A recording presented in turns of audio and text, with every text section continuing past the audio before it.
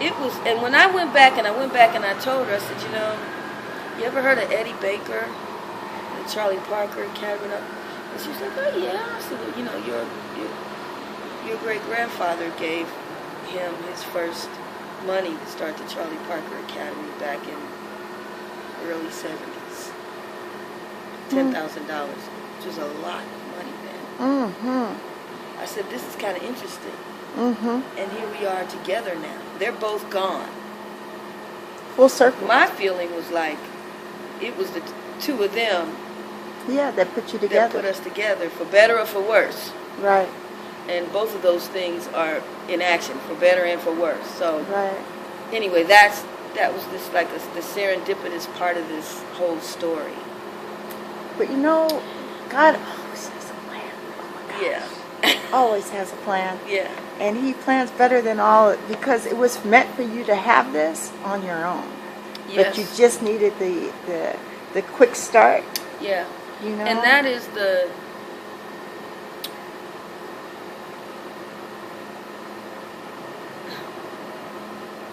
that's the thing probably one of the biggest lessons I've learned. When someone who has money, I mean lots of money, like this person, I asked this person, do you have to work ever in a day ever in your life? No. That's the kind of money. She's well taken care of. When someone like that comes along, they want to do something in underserved communities, it's best not to do it with them. Just take the money. Don't work with them. Mm-hmm. Because they come in with, we were talking about this earlier, they framed me already in a particular way. Mm-hmm. And the people that I'm seeking to serve are certainly framed in a particular way in their minds. It's best just to receive the money and thank them and make sure you mention them on the website. You know what I mean? And you know, our thanks to so-and-so for their generous, startup funds for this wonderful organization. I think that's because, where there's money, there's power, especially where there's the source of money. Is a source of particular kind of power. That if I'm giving you this money, then I have, and I'm still involved in how it's being spent, I have the ultimate power because I can also pull it out, which is what happened. Yeah, because I want it my way, and I see it in my own lens. My lens says this is what it's supposed to be, and now you're changing my lens, and you don't get to do that because I'm the one carrying the stick here. Yeah. And I'm the one feeding you. And my thing was, you could have $1 trillion and not know what to do with it, in a place like this. So I felt like what we both brought to the situation was really equal. You got money, but I got the community and the connection to that, and the musicians and the teachers and the students and the time and experience in this place, the community. And so, and you have endless passion. Yeah. It's not fly by night. Yeah. I'm serious about this. I'm in this thing for the long haul. I'm going to have a school when that's part of my reason for being here is to do this. Right. So it's going to happen one way or another. Right. I didn't know it was going to happen when it did, and in the way it did, and here, I thought it was going to be in my hometown, Kansas City. Yeah. So let me ask you some questions.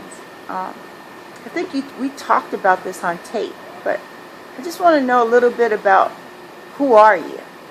I mean, what do you bring to the table? When I ask that question, you have a non-profit here, and you brought something to the table way beyond, I want to start a non-profit. You are somebody with a passion for a school, a dream, and I want you to talk about that. Like, who are you? How did this happen? How did you get to this name and this nonprofit that exists today? beyond the conversation we just had about the two of you coming together and founding? So you're talking about my roots. Yeah, your roots. So I'm from Kansas City, Missouri. Well, I was born in Ohio. My mother was a vocalist, and my father was in the military. And so my parents lived in Ohio when I was born. But my mother's from Kansas City area. And when I was 3, she moved back to Kansas City, and that's where I grew up. Like I said, she was a singer, and my father was a pianist. And my grandparents were also musicians. My grandfather was he played stride piano, like in the style of, like James P. Johnson and, what's his name? What's his name? He says, one never knows, do one? I can't think of his name right now. I'm having one of those moments. But, yeah, my grandfather was a pianist, and my grandmother also sang. And their children were musicians as well. For most of them, actually. Uncle Bob played guitar, and, Uncle Earl sang, and I would say 7 out of 9 of their kids were musicians. 2 out of those were seriously professional musicians. My uncle Eddie Baker, who founded a place called the Charlie Parker Academy of the Arts, Charlie Parker Foundation, which was underwritten by the likes of Dizzy Gillespie and Ella Fitzgerald and Bill Cosby and Sarah Vaughan. And what I mean by underwritten, I mean these folks would visit regularly the Charlie Parker Academy in Kansas City, Missouri. Okay.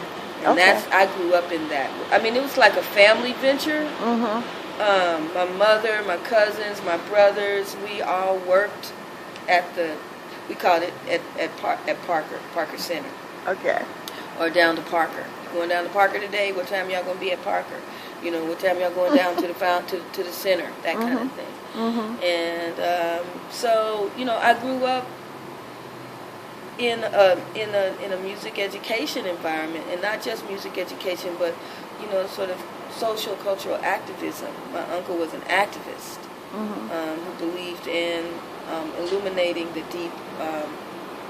At that time, he thought of only like the jazz culture. Later in his life, he began to realize about the diaspora, that black people come from many places. I think Dizzy Gillespie helped him understand that, because Dizzy went to Cuba and was really connected, with the Afro-Cuban music and musicians. And in his later life, he started to understand. He said, "Andrew, we got to spread out. We got to broaden this, because black people don't just play jazz." And I'll just smile because I knew this. Yeah, it's like your son in the plastic in the micro. So, my parents were musicians, and I grew up like that. I say I'm a 3rd generation music educator, musician, activist kind of person. So I just always knew I wanted to. I'm a born teacher. I love teaching, but I pretty much lived. I never had a 9-to-5 job. I always played professionally trombone for many, many, many years, and traveled, toured, played around a little bit in Europe and the States, Caribbean, South America. So let me ask this too. It's like, how did you decide who you want to serve in terms of, okay, you have this music, you have this dream, you want to make sure you kind of lived it all of your life. That's what I heard. But how do you translate that to who you want to help understand this dream and this passion? Like who you serve? How do you define that? How did that get defined? Well, I think, this is that nonprofit world talk, but I'm coming from a place of, when I think about serve, I'm serving the truth about a culture, about a musical tradition, about a people who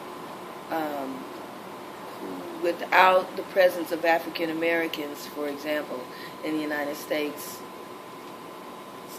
American music would be a whole other thing. This, you think about if it hadn't been, the slave trade hadn't happened the way that it did, wouldn't be no blues like we know it.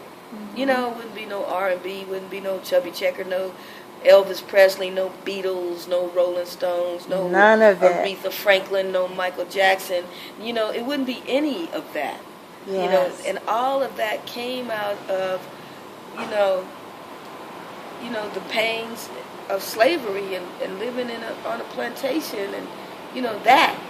And when we look at the marketplace and look how all of that gets articulated and who gets to participate fully, it's not the people who created all this music. And so as an educator, I feel like my Uncle Ed, he used to say, we have to preserve our culture. And he had a thing he used to say, preservation through music education. And that is really what I am in service to. Cultural preservation of, the African American experience and contribution, not just to the United States, but to the world, really.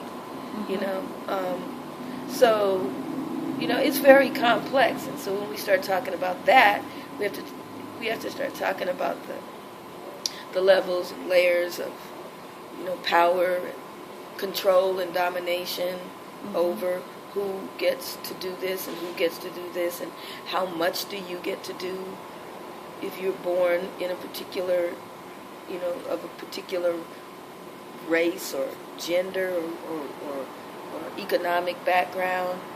And having, I was fortunate to grow up in a family that understands and values music and music making and the importance of music education.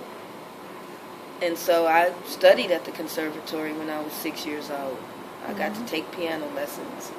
There weren't a lot of people there at the Conservatory. There weren't very many African American folk there in Kansas City at the time. But I grew up understanding what that meant. And then growing up, and then deciding to major in music, and I went to the Conservatory of Music in Kansas City. Same thing. There was like just hardly any black students. There were hardly any students of color. Period. And then, going back, touring and traveling and realizing that in a lot of places, black people didn't support black music in a lot of places. And why was that? And then I went to graduate school at the Eastman School of Music, and it was the same thing.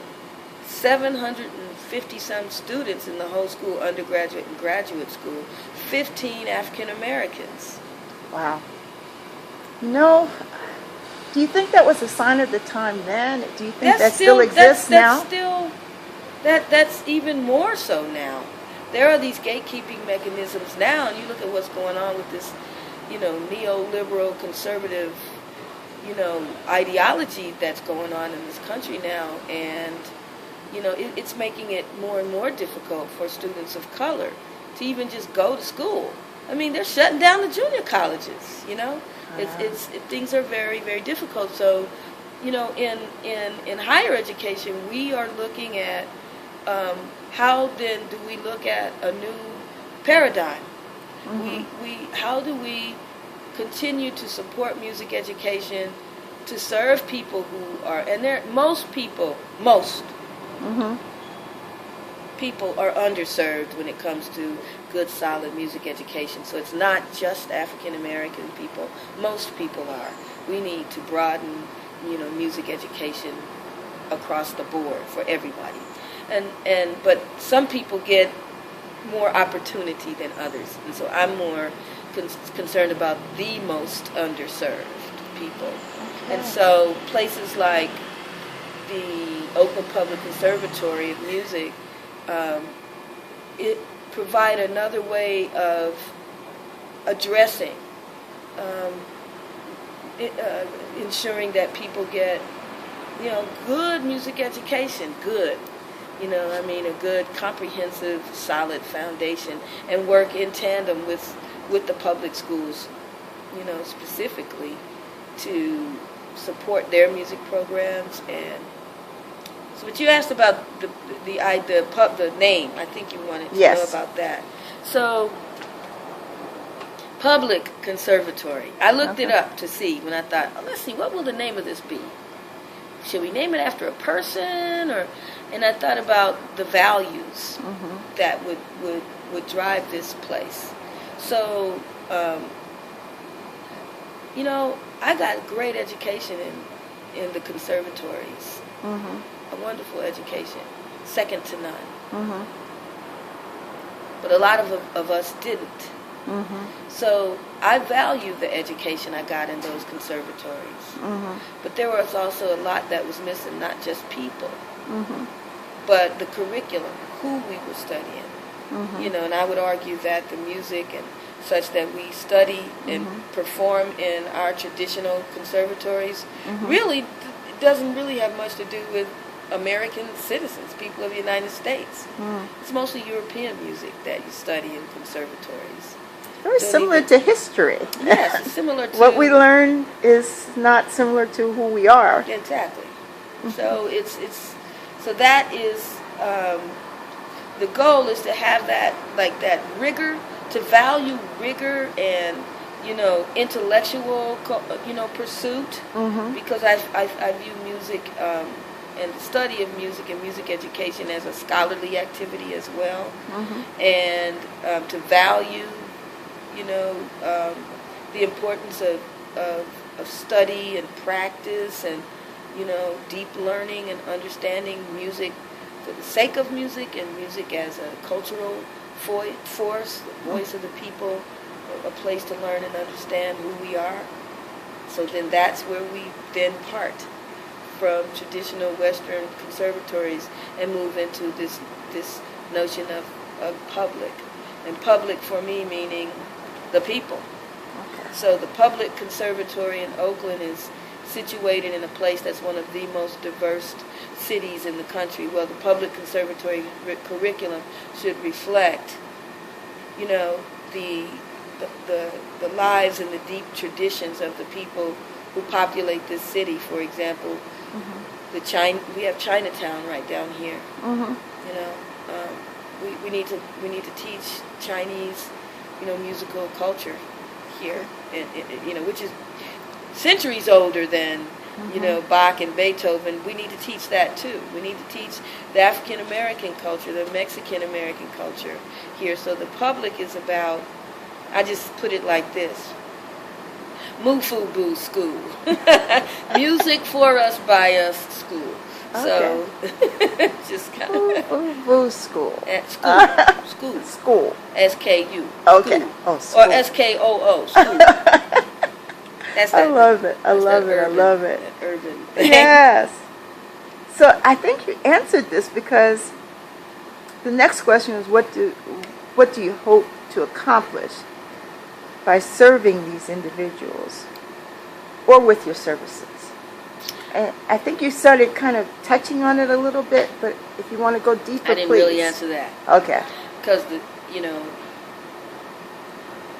one thing, you know, after you live long enough, right, and you experience the death of someone, and then you experience loss, and, you know, life knocks you down a few times, and if you're a musician like I've been, there are times in our lives when, you know, music is not going to hold me at night when I'm scared, or when our community, you know, when we have an earthquake, or, you know, some inundation of, you know, floodwaters, or those types of natural disasters that come to people's lives. The last thing you're going to think about is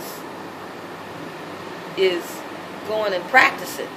You're going to try to find someone to help you, or a community to support you. So we go back to this thing of people need people. Right. And so the deeper philosophy of this music is understanding how music is creates I'm not saying vehicle, Mm-hmm. because you can get in and out of a vehicle. Right. But if we can create spaces where people can come together and make music, Mm-hmm. then we create opportunities for people to get to know one another and to communicate across their perceived cultural barriers. Mm. And so for me, that's more of what makes me happy. To see little Black and Latino kids, for example, that's just one example, come together in a place like this, away from their communities where they have to have a particular kind of swagger, right? Mm-hmm. But here they can let all that go and just kind of find their way inside of a space that protects them. Mm-hmm. And then they get to talk to and interact with Mexican kids who might have older brothers. Their older brothers and sisters might be in gangs that fight and kill one another. Mm-hmm. So it's an opportunity, for them to be in a different space outside of that, to get to know one another. And if they're getting to know one another, then their parents come to see them perform, and they're sitting in the same room watching some music happen, whereas they might have been sitting, in a courtroom watching a trial where some kid just, some Mexican kid killed a Black kid. Yeah. You know what I mean? So it's like a place where, for me, it's about building community and bringing people together. Yeah, it feels, when I listen to you talk, it almost feels like it's an opportunity where we speak the same language, and we get to hold the same hands, and we get to understand that our blood is still running through our veins, and it's still the same kind of blood, and it looks the same when we bleed, but we all get to feel that feeling in a safe place. Yeah. And mothers and fathers, they feel the same pain when stuff happens with their children. It's not any different. So Right. we get to really kind of express and share in some kind of common joy and common pain, common suffering, common. So let me ask you this. Well, first let me ask you, are you done? Because I think that's it. That's like, music is like the magnet. Okay. OPC is like, if you think of a wheel, the core, there's a spoke. That's the music. Right. And then you've got all these times that go out, right? Mm-hmm. That connect this outer part, right? And then that's all the different people and everything. But when we get into this middle space, that's where you are, the core. that's where the work. That's where the life begins. The pulse. Yeah. Okay. So wow.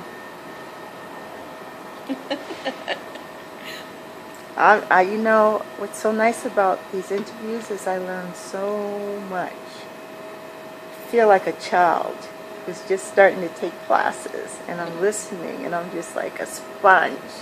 So it's wonderful to talk to you. Thank you. I love talking about this place, and it's nice to just always have a chance to kind of return and rethink, about how this all came to be. So I appreciate the opportunity. So tell me, where do you want to take this in the future? Well, the broad dream is that the public conservatory is a system of colleges in different parts of the United States that has mainly the core degree that a student receives is a Bachelor of Arts in American Musical Culture. So if a conservatory is located in Memphis, Tennessee, it focuses on the music that was spawned in that area. Okay. Conservatories in Chicago or Philly, that's the land of the great jazz drummers. Yeah. So, that kind of thing. So that's the broader dream, that we become a college, Okay.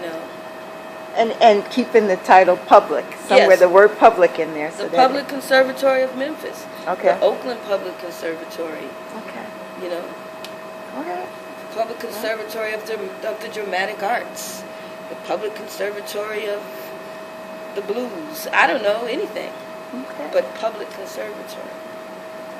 There are not a lot of nonprofits. I'm going back to nonprofits just for a minute. Who are doing a lot of different things: education, charter schools. I would venture to say there's probably other music entities that are nonprofits. How do you see yourself collaborating with them? Or do you see collaboration as a possibility? Or even is it necessary? I think that collaboration is a requirement.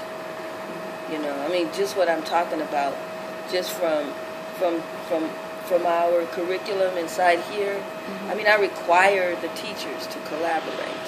Mm-hmm. Let's take it just a step further. This summer we ran out of space. Mm-hmm.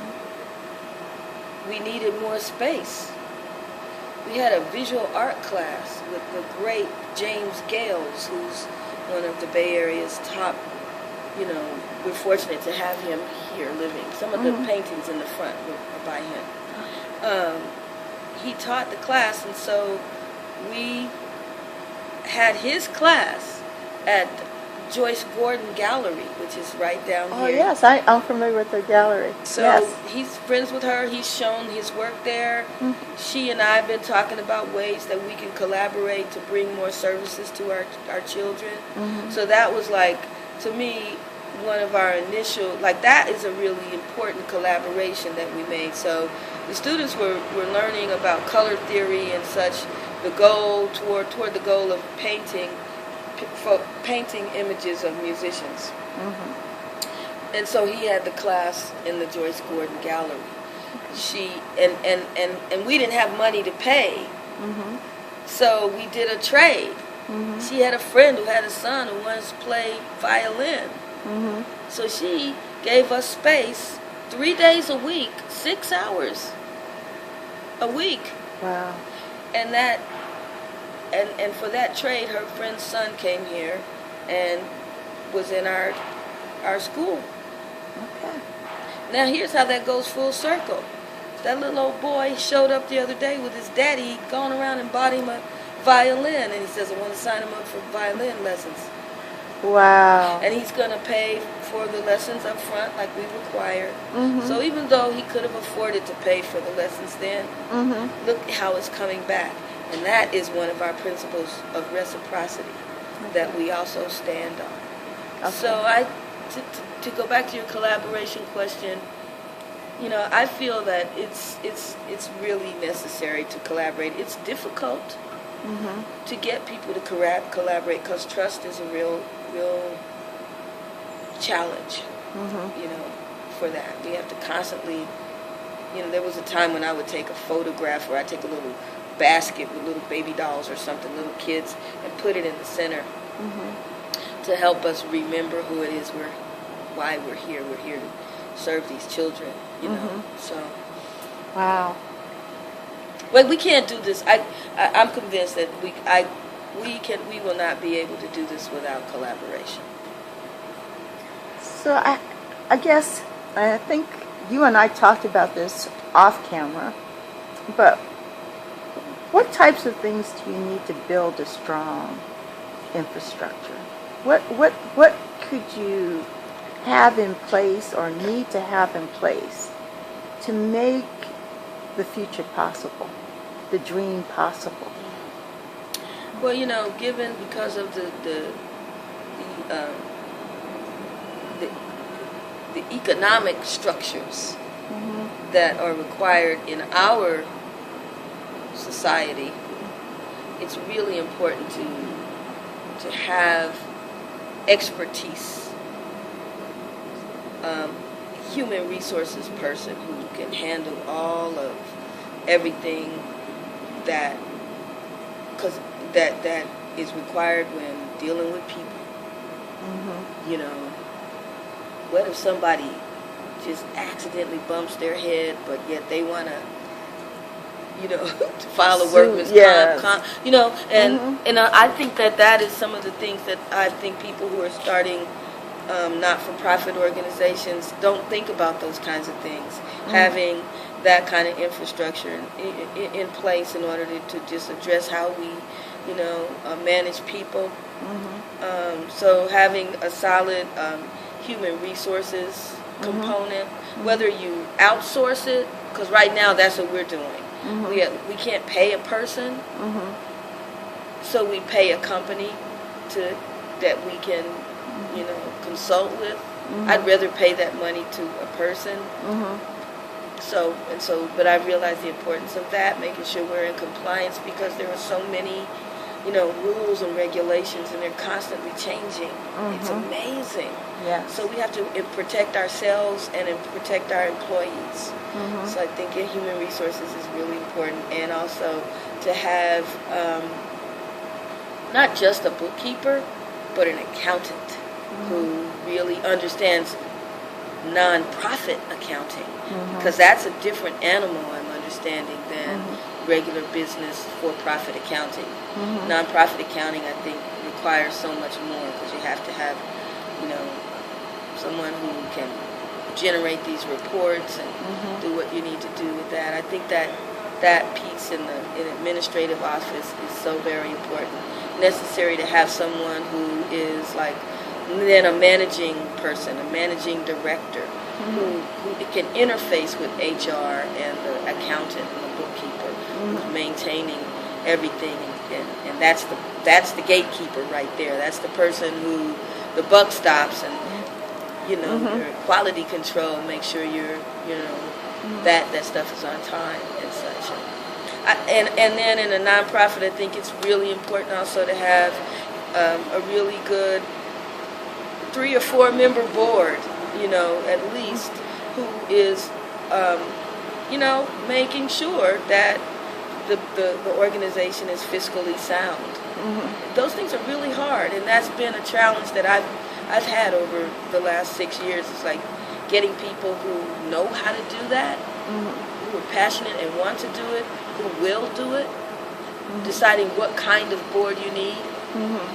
We need a working board, board so I need an accountant on my board. I don't have that, I feel like, depending on, for example, we're a music organization.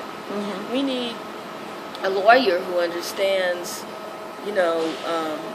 arts law, and what could happen around, recording and, mechanical rights on things and all of that. So depending on what the organization, what the focus is of that organization, I think determines the kind of board members that one wants to recruit. For example, just this talk about a nonprofit. Well, okay, we are not a nonprofit, but we're not a nonprofit. We're a school that happens to be nonprofit. We could be a for-profit school. There's lots of them, but because we're a